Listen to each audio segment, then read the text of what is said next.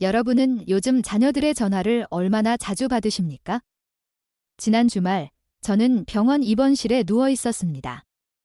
갑작스러운 심장 발작으로 응급실에 실려온 지 사흘째였습니다.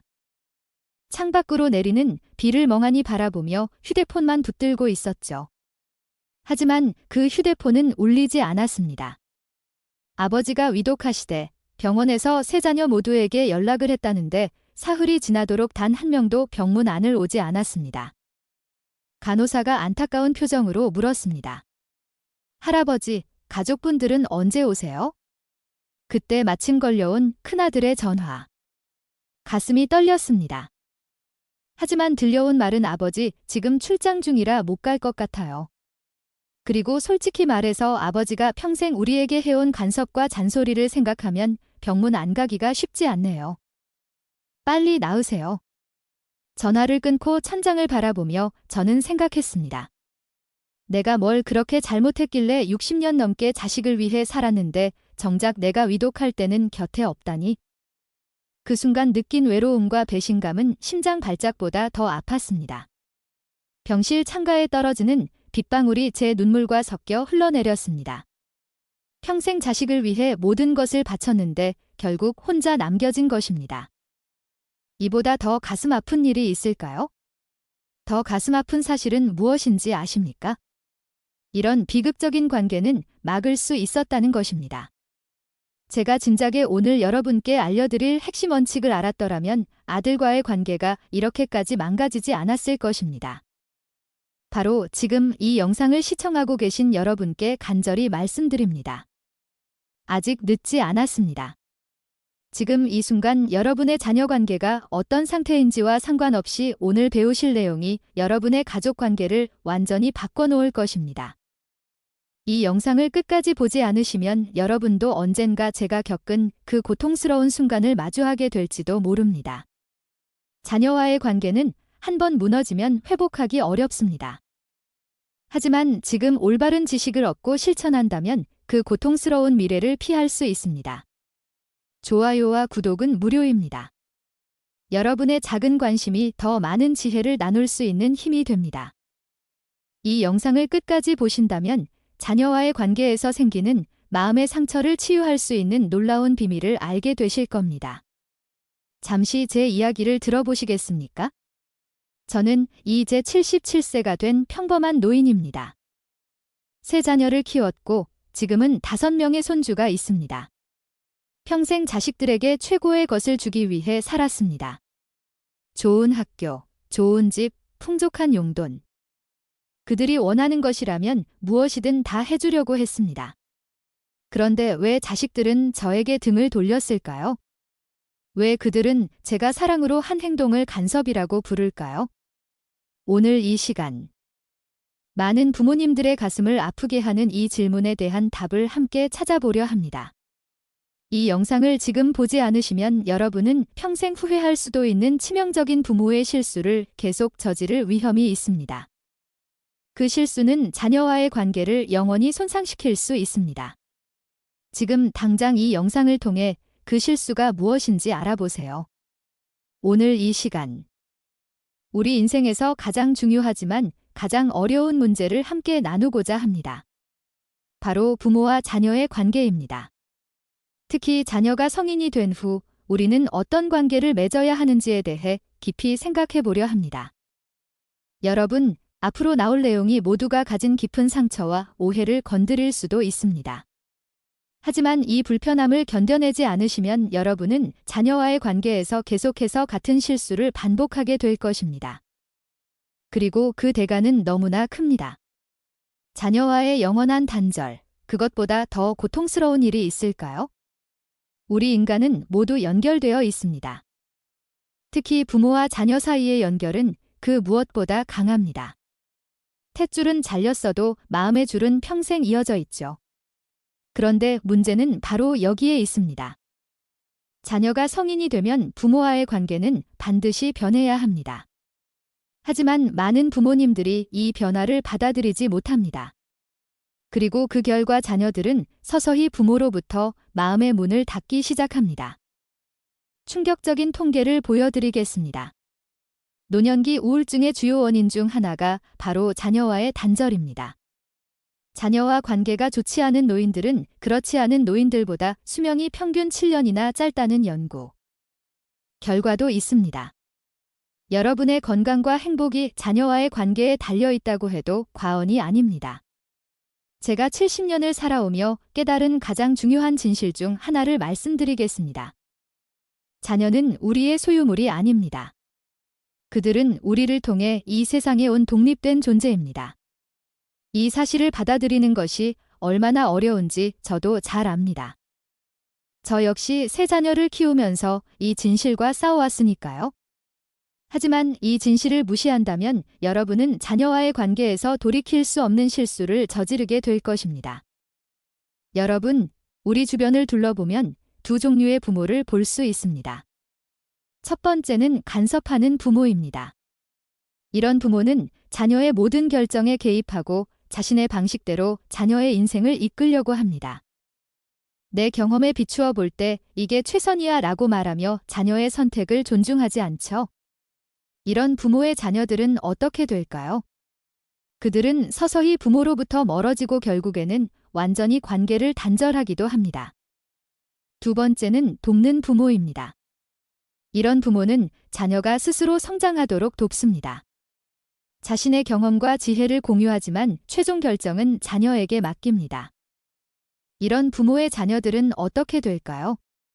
그들은 평생 부모를 존경하고 신뢰하며 어려운 일이 있을 때마다 부모에게 조언을 구합니다. 여러분은 어떤 부모가 되고 싶으신가요? 정직하게 자문해 보십시오. 그리고 지금 여러분은 어떤 부모인지도 생각해 보세요. 만약 여러분이 간섭하는 부모라면 지금 당장 변화하지 않으면 자녀와의 관계는 계속해서 악화될 것입니다. 이건 다 너를 위해서야. 너의 행복을 위해 하는 거야. 얼마나 자주 이런 말을 자녀에게 해왔습니까? 그리고 그 말이 정말 진실이었나요? 불편한 진실을 말씀드리겠습니다. 때로는 우리가 사랑이라는 이름으로 자녀의 성장을 방해하고 있을 수 있습니다. 그리고 그 대가는 자녀와의 관계, 단절이라는 고통스러운 결과로 돌아옵니다. 제 친구 박 씨의 이야기를 들려드리겠습니다. 그는 아들이 의대에 가길 간절히 바랐습니다.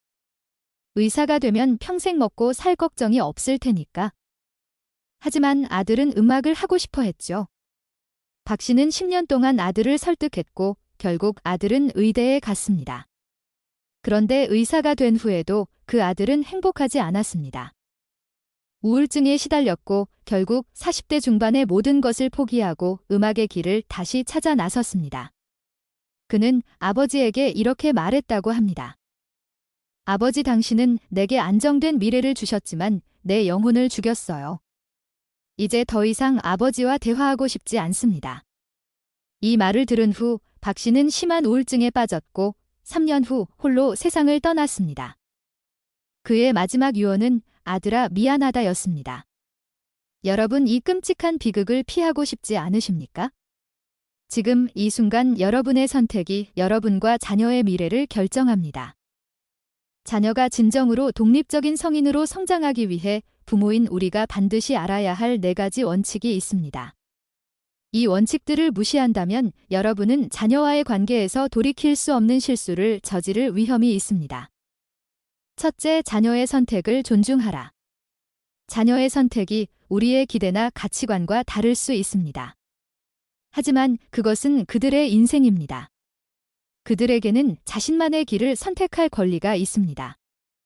저희 경우 막내딸이 안정된 은행원 직업을 포기하고 세계 여행을 떠나겠다고 했을 때 처음에는 이해할 수 없었습니다.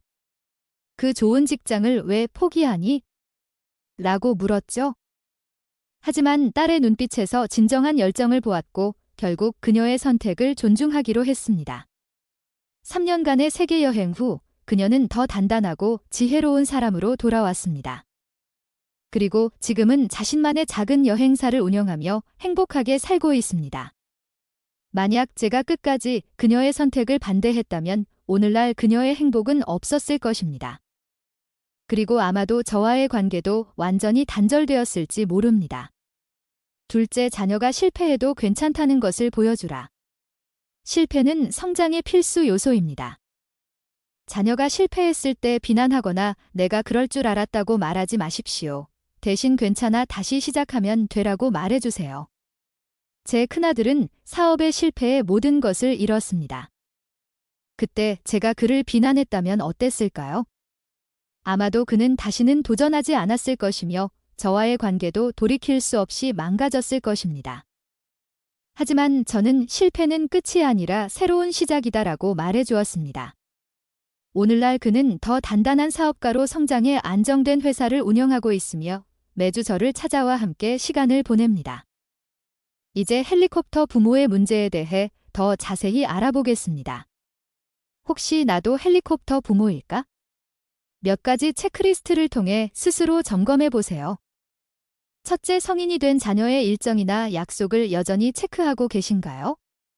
둘째, 자녀가 문제에 부딪혔을 때 즉시 해결책을 제시하거나 직접 해결해 주시나요? 셋째, 자녀의 취업, 결혼, 주거 등 인생의 중요한 결정에 적극적으로 개입하시나요? 넷째, 자녀가 실패하는 것을 보는 것이 너무 힘들어 미리 개입하시나요? 다섯째, 자녀가 여러분의 조언을 따르지 않을 때 섭섭함이나 분노를 느끼시나요? 이 중 세 가지 이상의 예라고 답하셨다면 여러분은 헬리콥터 부모일 가능성이 높습니다. 그리고 이것은 여러분과 자녀 모두에게 심각한 문제를 일으킬 수 있습니다. 제 이후 김할머니의 이야기를 들려드리겠습니다. 김할머니는 50대 딸의 삶에 끊임없이 개입했습니다. 딸이 이혼했을 때는 직접 나서서 새로운 남자를 소개시켜 주려 했고 딸의 자녀 교육 방식에도 매일 이러쿵저러쿵 말을 했습니다. 심지어 딸의 재정 문제까지 간섭했죠. 결과는 어땠을까요? 딸은 결국 어머니와의 접촉을 최소화하기 시작했습니다. 전화도 점점 뜸해졌고 방문도 줄었습니다. 지금 김할머니는 딸 가족과 1년에 한두 번 정도만 만나고 있습니다. 명절에 잠깐 얼굴 보는 정도죠. 왜 우리 딸은 이렇게 나를 냉대할까? 김할머니는 이해하지 못합니다. 하지만 진실은 명확합니다. 끊임없는 간섭과 통제가 딸을 멀어지게 만든 것입니다. 부모가 모든 걸 대신 해결해주는 순간 자녀는 스스로 판단하고 결정하는 법을 배우지 못합니다. 이것은 마치 아이에게 자전거 타는 법을 가르친다고 하면서 실제로는 항상 부모가 자전거를 끌고 가는 것과 같습니다. 그 아이는 결코 균형을 잡는 법을 배우지 못할 것입니다. 심리학자들의 연구에 따르면 부모의 간섭이 많을수록 자녀는 더 흔들리고 불안해한다고 합니다. 왜 그럴까요? 그들은 항상 부모의 판단에 의존해왔기 때문에 스스로 결정하는 근육이 약해졌기 때문입니다. 프랑스 철학자 몽테뉴는 이렇게 말했습니다. 부모가 자녀에게 줄 수 있는 가장 큰 선물은 뿌리와 날개라. 뿌리는 안정감을, 날개는 자유롭게 날 수 있는 용기를 의미합니다. 여러분은 자녀에게 안정감은 주셨을지 모르지만 혹시 날개를 주는 것은 잊으신 건 아닐까요? 제가 알고 있는 한 노부부의 이야기를 들려드리겠습니다. 이 부부는 아들이 40세가 되었을 때도 여전히 아들의 모든 결정에 개입했습니다. 직업 선택부터 결혼 상대까지 모든 것을 부모가 결정했죠. 아들은 부모의 바람대로 안정된 공무원이 되었고 부모가 선택한 여성과 결혼했습니다. 겉으로 보기에는 완벽한 가정이었습니다. 하지만 50세가 된 아들은 어느 날 갑자기 모든 것을 포기하고 사라졌습니다. 1년 후 그가 돌아왔을 때 그는 이렇게 말했습니다. 평생 부모님이 원하는 대로 살았습니다. 하지만 그것은 제 인생이 아니었습니다. 이제는 진짜 제 인생을 살고 싶습니다. 그 후 그는 직장을 그만두고 아내와도 이혼했습니다. 그리고 평생의 꿈이었던 목공예를 배우기 시작했습니다. 지금 그는 작은 목공소를 운영하며 비록 예전보다 수입은 적지만 훨씬 행복한 삶을 살고 있습니다. 이 이야기가 우리에게 주는 교훈은 무엇일까요? 부모의 과도한 간섭과 통제는 결국 자녀의 삶을 망칠 수 있다는 것입니다. 그들이 스스로 선택하고 실패하고 배울 기회를 빼앗지 마세요. 그것이야말로 진정한 사랑입니다. 충격적인 진실을 말씀드리겠습니다. 부모는 자녀를 키우는 사람이지 자녀를 위해 모든 것을 희생해야 하는 존재가 아닙니다. 여러분의 무한한 희생은 사랑이 아니라 자녀에게 짐이 될 뿐입니다. 제 친구 한 분은 평생을 자녀를 위해 살았습니다. 자신의 꿈, 취미, 인간관계를 모두 포기하며 오직 자녀만을 위해 헌신했죠. 그런데 어느 날 그분의 딸이 이렇게 말했다고 합니다. 자신의 삶을 살지 않는 거예요. 그게 나를 얼마나 부담스럽게 하는지 알아요? 이 말을 들었을 때 그분이 얼마나 충격을 받았는지 상상이 되십니까? 평생 자녀를 위해 희생했는데 그것이 오히려 자녀에게 부담이 된다니요. 하지만 이것이 진실입니다. 부모가 자신의 삶을 충실히 살 때 자녀도 자신만의 길을 당당히 걷고 싶어집니다. 부모의 행복한 모습은 자녀에게 너도 내 삶을 사랑하며 살아도 괜찮아라는 메시지를 전달합니다. 여러분 자녀를 진정으로 사랑한다면 먼저 자신을 사랑하세요. 저는 은퇴 후 처음으로 제 자신을 위한 시간을 가졌습니다. 평생 미뤄두었던 악기 연주를 배우기 시작했고 친구들과 등산 모임도 만들었습니다. 처음에는 이렇게 나 자신을 위해 시간을 쓰는 것이 이기적인 것 같아 죄책감이 들었습니다. 하지만 놀랍게도 제가 행복해지자 자녀들과의 관계도 더 좋아졌습니다. 이제 자녀들은 제게 아버지 요즘 어떤 새로운 취미를 시작하셨어요? 라고 물어봅니다. 그리고 제가 새로운 것을 배우고 즐기는 모습을 보며 자랑스러워합니다. 제가 저 자신의 삶을 살기 시작하자 자녀들도 더 이상 저를 책임져야 할 부담으로 느끼지 않게 된 것입니다. 많은 노부모들이 이런 말을 합니다. 나는 자식 잘 되는 것만 보면 된다. 하지만 이런 생각이 얼마나 위험한지 아십니까? 자녀의 행복에만 의존하는 순간 여러분은 자신의 행복을 통제할 수 없는 외부 요인에 맡기는 것입니다. 그리고 그것은 여러분과 자녀 모두에게 엄청난 부담을 줍니다. 지금 이 순간부터 자신만의 인생 목표를 세우세요. 자녀가 아닌 여러분 자신을 위한 버킷리스트를 만들어 보세요. 그리고 하나씩 실천해 나가세요. 여러분이 행복해질수록 자녀와의 관계도 더 건강해질 것입니다. 한 연구에 따르면 은퇴 후 새로운 취미나 목표를 가진 노인들은 그렇지 않은 노인들보다 우울증에 걸릴 확률이 70%나 낮다고 합니다. 그리고 더 중요한 것은 이런 노인들의 자녀들은 부모와의 관계에 더 만족한다는 점입니다. 여러분 자녀를 사랑한다면 먼저 자신을 사랑하세요. 그것이 바로 자녀에게 줄 수 있는 가장 큰 선물입니다. 의사가 되어야 해, 대기업에 취직해야 해, 좋은 집에 살아야 해, 이런 말들이 얼마나 자녀에게 부담을 주는지 아시나요? 부모가 원하는 삶을 강요할수록 자녀는 두 가지 중 하나를 선택합니다. 반발하거나 아니면 본인의 진짜 꿈을 포기하고 부모의 꿈을 대신 살아주는 것이죠. 둘 다 행복한 결말이 아닙니다. 진정한 부모의 역할은 자녀가 스스로 선택할 수 있도록 믿고 기다려주는 것입니다. 실패해도 괜찮다고 언제든 다시 시작할 수 있다고 안심시켜주는 것이죠.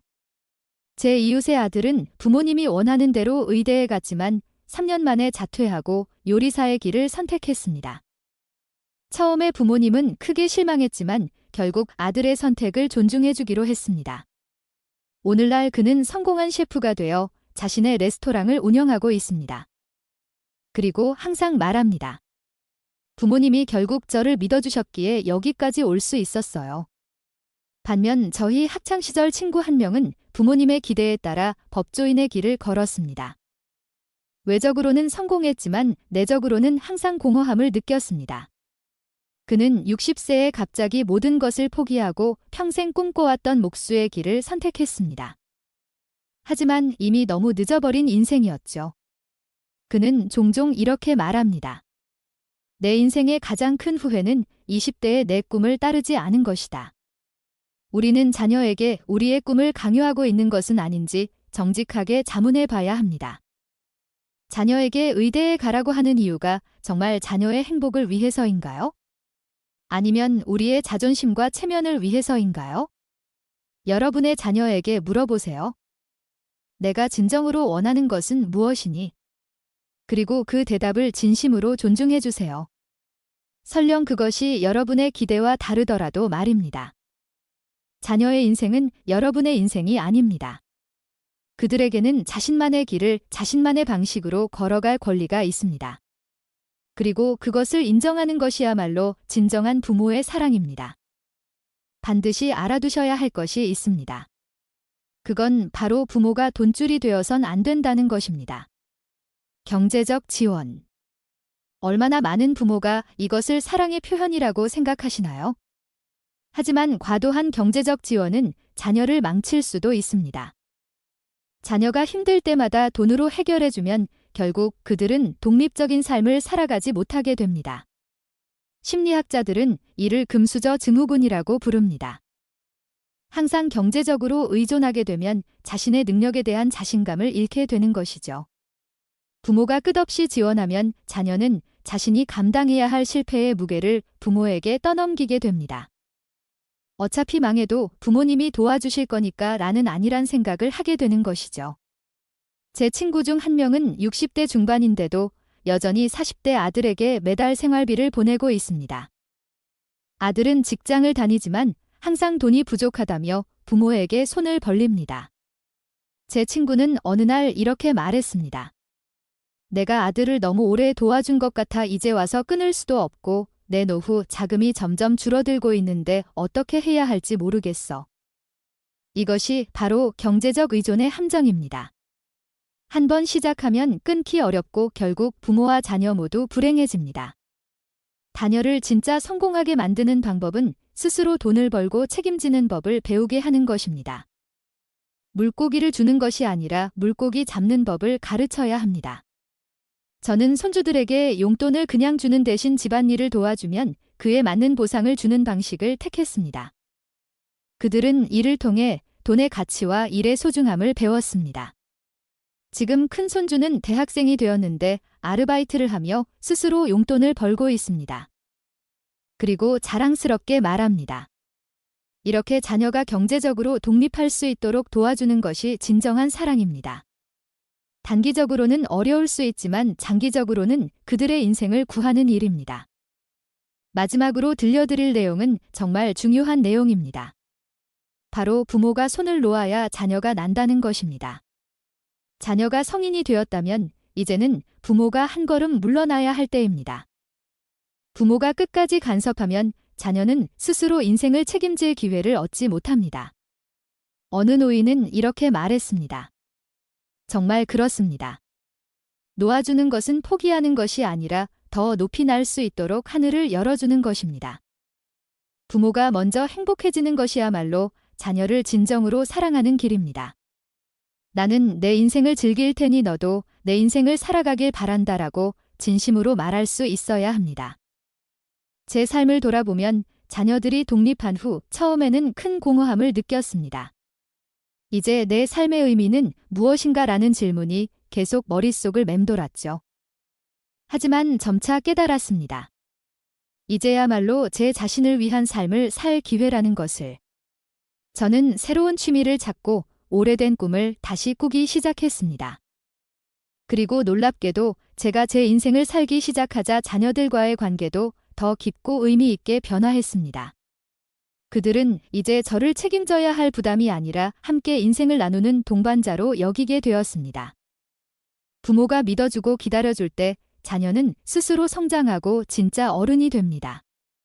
이것이 부모가 자녀에게 줄 수 있는 가장 소중한 선물입니다. 바로 자유와 신뢰입니다. 여러분 자녀의 인생에서 물러서는 것은 두려운 일일 수 있습니다. 하지만 그것은 동시에 가장 위대한 사랑의 표현입니다. 그들이 자신만의 날개로 날 수 있도록 용기를 주세요. 여러분이 놓아줄 때 그들은 비로소 날 수 있습니다. 그리고 잊지 마세요. 여러분의 가장 위대한 성공은 독립적인 자녀를 키우는 것입니다. 자녀가 여러분 없이도 잘 살 수 있다면 그것이야말로 여러분이 부모로서 성공했다는 증거입니다. 오늘 이 영상에서 배우신 모든 원칙을 꼭 실천해 보세요. 여러분과 자녀의 관계가 더 건강하고 행복해질 것입니다. 그리고 그것이야말로 우리 모두가 원하는 것이 아닐까요? 여러분의 가정에 사랑과 이해가 가득하기를 진심으로 바랍니다. 구독과 좋아요는 무료입니다. 경청해 주셔서 감사합니다.